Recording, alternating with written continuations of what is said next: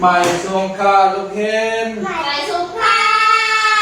หมายทรงค่าผู้สอนนั่นแหละหมายสุขค่ะผู้สอนทำไมครับการจะสอนเด็กสังฆาสอนดีใจ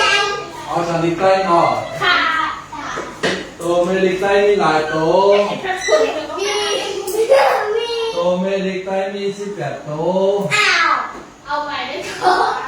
โตไม่เล็กใกล้โตแม่ลิกไป18โต18โตก้าก้าก้าก้าง่าก้าก้าก้าซาญ่าก้าก้าก้าห้าก้าห้าก้าป้าก้าห้ามา ก้าย่าย่าราย่าลาย่าว่าว่า ห้า ห้าอ่ะก้าข้าก้าว่าดีๆก้าข้าง่าตาซาญ่าตาห้าหน้าป้าห้ามาย่าราลาว่าห้าอ่ะกำเนิดวายก็ไหม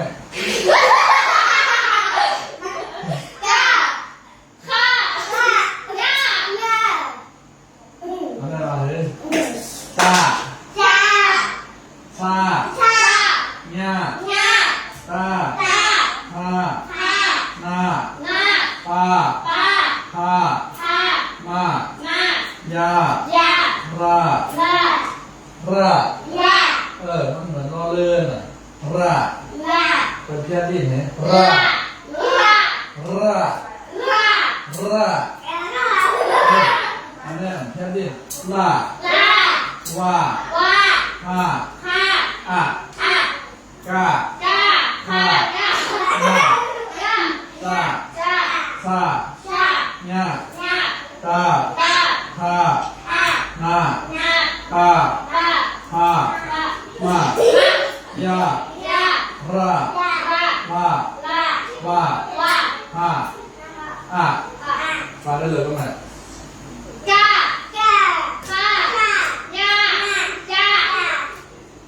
า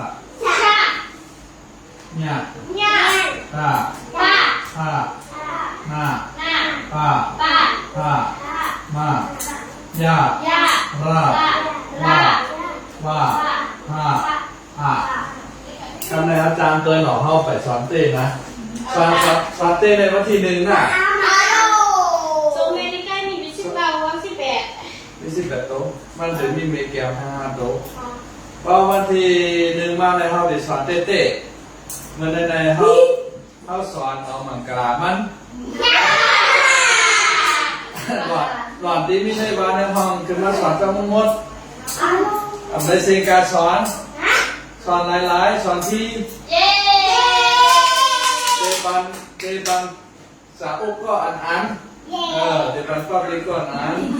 เจ้าก็กำแจมก่อนอ่านก่อนได้เอาใครมิตรก็บอกได้ก็ได้เซนมันน่ะสอนกลางคำ7 โมงต่อถึง8 โมงกลางคำน่ะในห้องการป้ายปีหยาปันมากเนี่ยห้องการลงป้ายปีหยาหวังเนี่ยห้องเฮียนเนี่ยว่าคือห้องเฮียนเดี๋ยวความหมายห้องเฮียนเจเวนคือเนี่ยคือเฮิร์นจันดิกภาษาคู่ปงซ้อนเหรอคู่ปงซ้อนเป็นคู่ไผ่หูคือคู่อะไรคู่ข้ามลาวตีลูกเล่นมา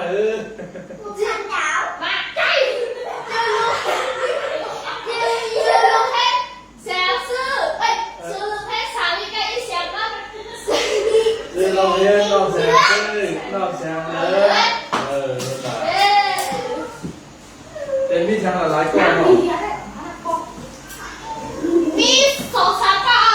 าะไปส่งค่าครับในเฮาคาเฮ็ดตามตัวขนาดอันเตเฮาคาเตปิดเต้ในวันที่1ในขนาดวันที่1ค่ะ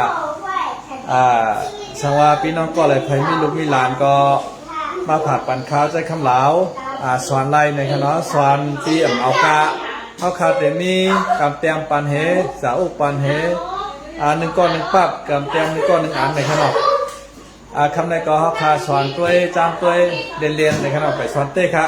สอนเต้ในวันที่หนึ่งขนมเขาคาเตสอนข้าวยามกลางคำ7 โมงถึง8 โมงครึ่งในขนมเขาคาเตสอนอยู่1 ชั่วโมงครึ่งจบข้าวปิดห้องเฮียนข้าวใหม่ในขนมเพราะว่าเปิดปิดห้องเฮียนหลวงบอกจึงขึ้นยาวเขาคากอเตขึ้นลือปานสอนนิบใต้ข้าวใหม่เขาคากว่าในขนมยกก็ปีในก็เขาคาเตกับตอบดิงโฮมกันตีห้องเฮียนสีโบเงินในขนมออค้าใหม่สุขครับ